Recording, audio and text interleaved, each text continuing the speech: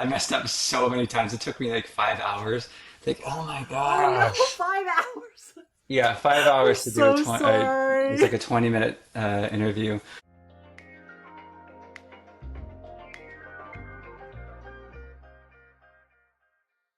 Hi, I'm Irene with Cornerstone Christian Counseling, and I am here with Patrick Herzer, one of our awesome counselors, and I want to learn all about you today, Patrick. So, tell me about you. What do you do as a counselor?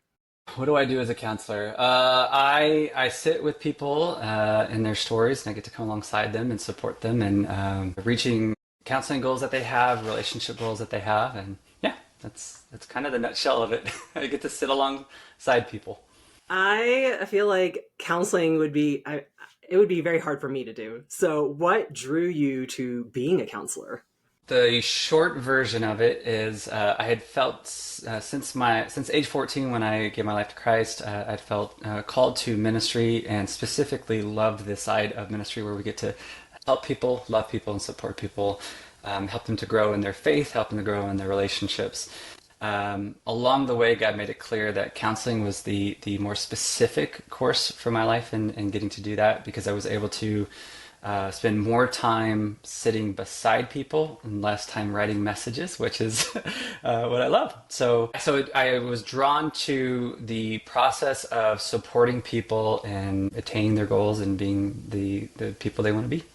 That's really interesting. So you have kind of a background in not only in ministry and serving in the church in pastor roles, but also counseling as well, which is really cool to hear, especially since we're all about faith-based counseling, right?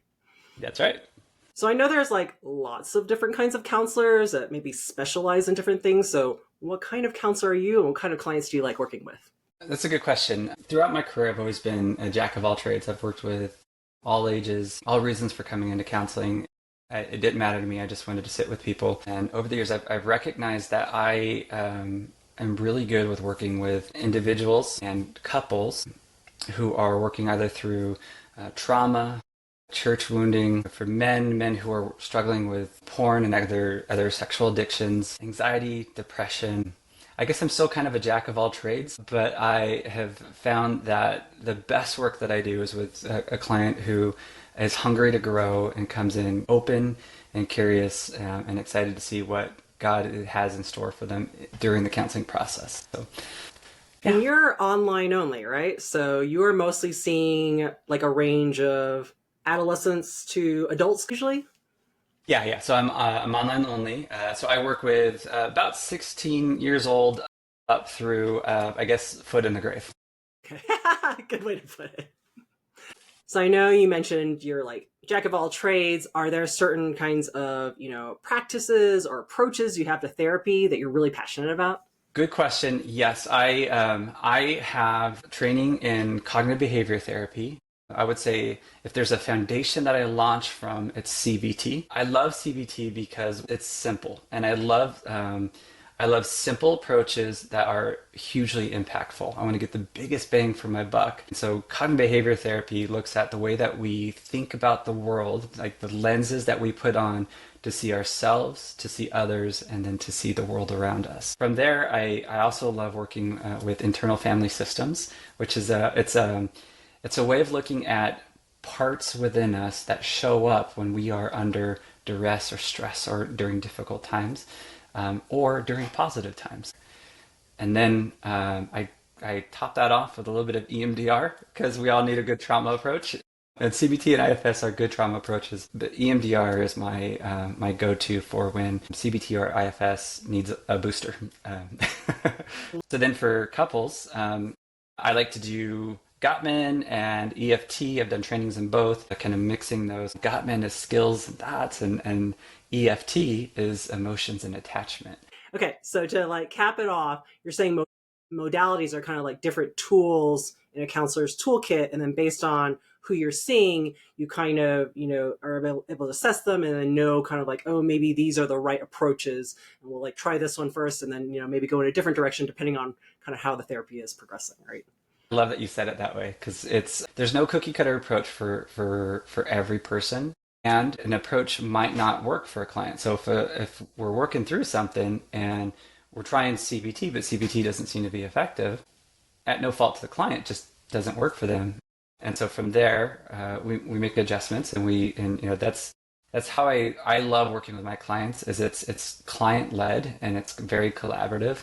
So my client leads the session in showing me their world, and with what they're showing me, I get to come alongside them and figure out with them how do we reach the goal for this session. So I know maybe some of the people watching this, they may have never done therapy before. So can you give us a glimpse of like what is counseling like when they come and see you? Yeah, yeah, that's a good question. Well, I'll start with saying I know what it's like to be a client and to come into a new therapist and to wonder, are they going to see me? Are they going to get me? It's hard to tell your story or retell your story. It's even harder, I think, to retell your story. So I want my clients to know that I care. I'm here for a reason, and that I'm just as nervous and excited to get to know you and meet you as you are coming in. I've done this for 13 years, and every first session, I'm like, oh my gosh, please, please, please, let this be a good connection. Please let them know that I care and that I'm invested and that I want to be here with you. I also love to laugh. And so I like my clients to know that it's okay to, like, if you had a great week, like, we can come in and laugh. We can tell jokes. We can look at hard things that have happened from a humorous standpoint. I think laughter is really good. But the biggest though is just to know, like, I'm here and I care. And when you become my client, I'm invested, and that doesn't stop. That doesn't stop past your time with me. I continue to care about you. I continue to be an advocate for you in your life. So I know we talked a lot about like modalities and the things that, you have obviously a lot of education training you on how to be a counselor, but then you're also a Christian as well. And you're kind of combining both your faith and your education, kind of Yeah. research-based practices together. And then how does that kind of work in the way that you're able to help people? Yeah, I would say that in my own personal life, my faith, my Christian faith has been, it's saved me not just from a Christian salvation standpoint, but literally it saved my life. At age of 14, I was ready to end my life. And so I found that my Christian faith gives me a hope, and it gives me a direction. It gives me a foundation of love for God's creation.